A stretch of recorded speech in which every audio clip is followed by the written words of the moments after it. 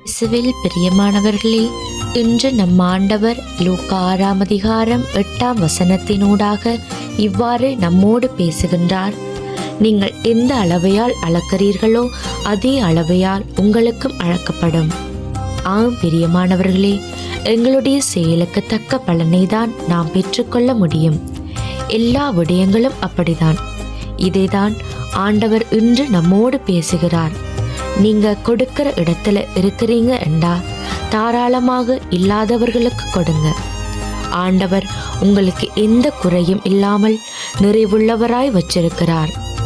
ஆண்டவர் உங்களுக்கு எல்லாவிதமான நன்மைகளையும் அளவில்லாமல் கொடுத்திருக்கிறதுக்கு காரணம் இல்லாதவர்களுக்கு நீங்க மனதார உதவி செய்யணும் என்றுதான். ஆனா இன்று நாங்க அதையெல்லாம் தவறா புரிந்து கொண்டு வாழ்றோம்.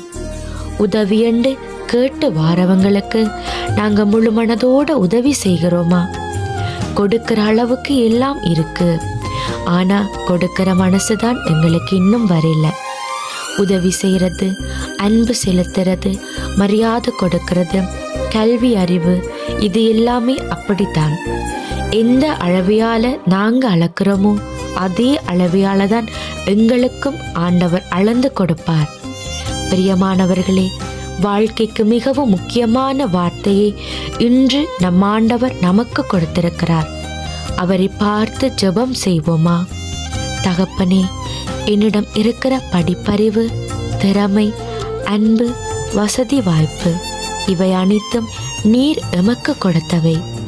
இவற்றை நான் மற்றும் அனுபவித்து வாழாமல் இவற்றுக்காக ஏங்கி தவிக்கும் ஒவ்வொருவருக்கும் நான் தாராள மனதோடு கொடுத்து வாழ என்னை பக்குவப்படுத்துவீராக.